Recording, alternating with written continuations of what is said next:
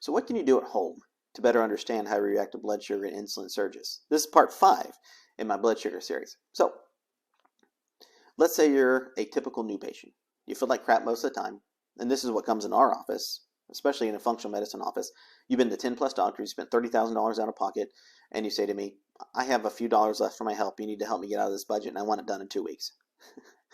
Well, that's not fair to me or the other doctors who are last stop, but I get it because I've been in that boat too. I've gone to other doctors and go, I'm just kind of tired of being in this process, and I've spent so much money on doing it. I get it. That said, when somebody comes in and they've done all this, I have the advantage of finding out what didn't work or what wasn't explained, because I do see doctors actually do really good work, but they didn't explain to the individual, this process takes 3 months. And they, in their head, when they walked in to start the treatment, they expected it to be 2 or 3 weeks. But those, I mean, clinically, you're looking at the research of what goes on. When people do this for 3 months, they get this result. But in like 2 months and 2 weeks, they feel nothing. So if you haven't been explained to that, it gets a little frustrating. So sometimes it's the right stuff, and I feel bad for them because then they got to do it again, and that's just the way things go. But I get the benefit of seeing what didn't work and what did work, and hopefully try to see what we can do to phase it to completion. In other words, don't give up. If your doctor can't help you or they can't help you understand the process condition, first thing, ask them for more information. And 99% of your health happens away from the doctor's office anyway. It's not your doctor actually making you healthy. It's your doctor giving you some advice, or whether it's a medication or a supplement or a diet or an exercise, and you going home and executing that. You are responsible for that. So over the past 25 years, misunderstanding has been the main limiting factor to why people remain sick. And it's worth taking the time for longer visits. So even when I see my doctors, I ask for more time. I want to understand their tests. I want to understand their plan. I want to understand their treatments. Where are they getting from point A to point B, so I can go, okay, that makes sense to me. And I trust what you're doing, but I need to have it in my head that more or less I came to the conclusion too. So while finger sticks are important, especially for checking keto markers and ovulation and blood sugar, and by the way, if there's insulin surges, there may not be an ovulation that's perfect. But also ovulation can cause insulin surges, just a heads up.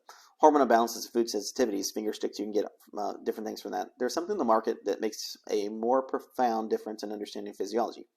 So did you know that dairy, corn, gluten, and sugar are all inflammatory? Well, if you did, great, high five. You did your research. But did you know that they can inadvertently raise your blood sugar because they're inflammatory? So what's more confusing, so can healthy foods. So for me, I didn't have a food sensitivity to turkey. I didn't have a food sensitivity to peppers, and that's with running IgG, IgA, and IgM, those type of antibodies for food allergies, food sensitivities. There's a difference, and I have a podcast on that too. But they raised my blood sugar as if I was eating donuts and drinking Coca-Cola at the same time. I'm not kidding, like 250 points. What? So what I found out is by using a continuous glucose monitor, I could find what my body was really doing in processing foods. Well, if I eat, let's say, a 95% clean. I'm not perfect, but I do eat pretty clean. But why on the earth, other than my resilience of beating myself up for many years, why on earth am I getting a fatty liver? And we saw that, okay, I'll take more of this and I'll do more of that, and then it got worse. And knowing I was treating it, knowing that I was going to other doctors, and knowing we were getting in front of it, and I got worse. It's because I kept having these insulin surges. Well, why am I having insulin surges? It's what you eat. So you can be like me, eat clean, gluten-free, mostly dairy-free, have very limited alcohol on special occasions, exercise now less than you did before, but more efficiently with high intensity and time, take all the supplements you need to that follow in your blood test, and still have a blood sugar issue. That sucks. I was not happy. So what are you going to do? So if you have a few $100s, and that's all it really is to get the information you need to get to your health, get something called a continuous glucose monitor, and it can be very, very helpful to guide your choices. Now, hopefully by now you've seen a patch on somebody's arm, or they're scanning their phone after they've eaten, or you've seen an ad for a continuous glucose monitor, or CGM as they're called, and they're typically used for diabetics, but it's a great and immediate biofeedback for a non-diabetic as well. First, you don't want to be a diabetic. Second, you don't know how you're going to respond to life. For instance, I like coffee. I used to take, or used to use the fruit drum, whether it's stevia or monk fruit, and put it in there as a sweetener. And then I'd use several organic creams, even bulletproof, which like has nothing in there. It's just a a powder form of a MCT oil. Nothing in my coffee has sugar, period. And I've been doing that for years, especially with knowing that I got into NAFLD myself. And then it went to NASH. And that was within the last 6 months. I recently had another CT, and it's like, oh, these things are progressing. And I'm like, what? So here I am going to the doctor, and who I see twice a year, and she's now referring me to a liver specialist, cardiologist, gastroenterologist, endocrinologist, rheumatologist, what the hell, because NASH is a bigger deal. And really until last year, I never really heard of it. So the particular CGM I use runs on Libre sensors, and they're kind of well known out there. But for me, it turns out certain coffees, certain creamers, and even something like stevia will take my fasting glucose, which might be 85 to 99, and in a matter of minutes it goes up to 200. Well, what does that do to my insulin?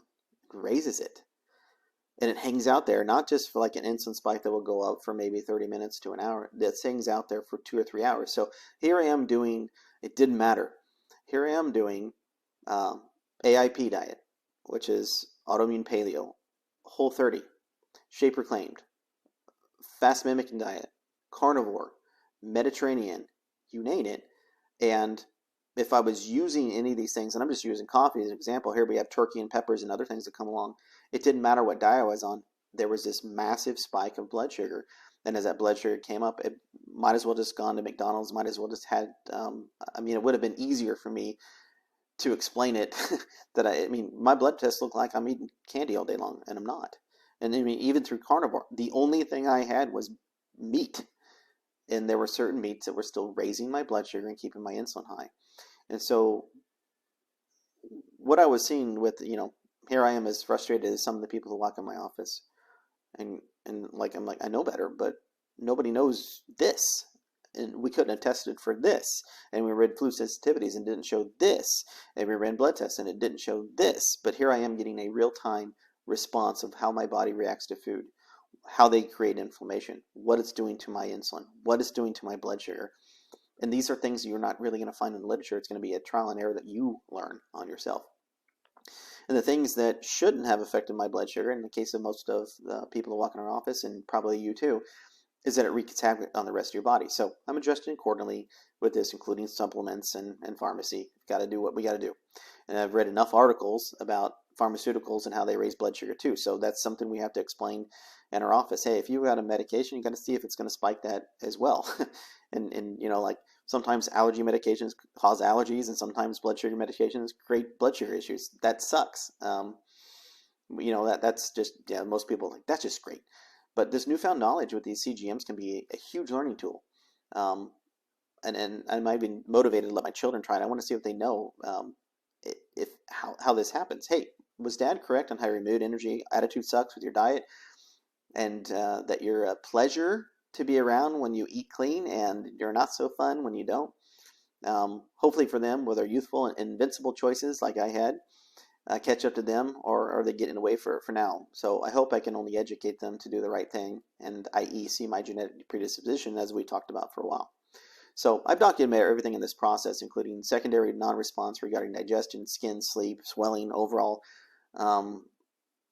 destruction of my skeletal system. There's a whole issue with that too. But what I do know in the training that I've done, running blood tests every 6 to 8 weeks, consulting the best doctors in the country, and about 24 diagnoses, some that stuck, and what's going on with somebody who just thinks this is aging and they push on day in, day out. There's so much more.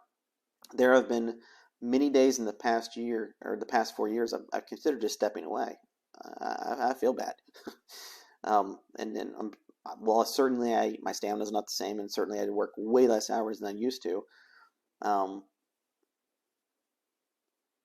I've never liked the idea of not being able to finish something.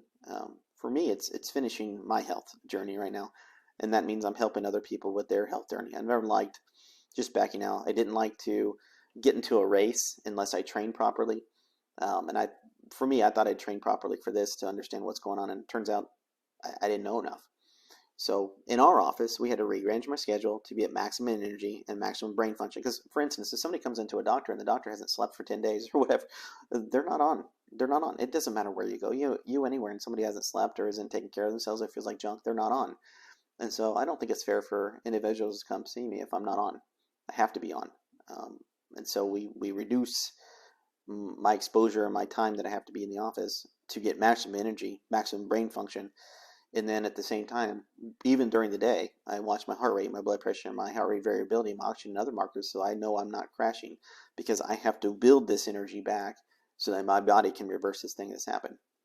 I'm guesstimating that because of this, non-alcoholic fatty liver disease is going throughout the entire United States and world, that we have about 10 years in this country before we won't be able to have transplants for liver, heart, kidneys, etc., because there will be too many people that need them and too few quality donors to donate. So we have two choices. You can get in front of this thing with yourself and your family, or pray that you have great odds in playing the transplant lottery. I'm Dr. Alan Trites. Be well.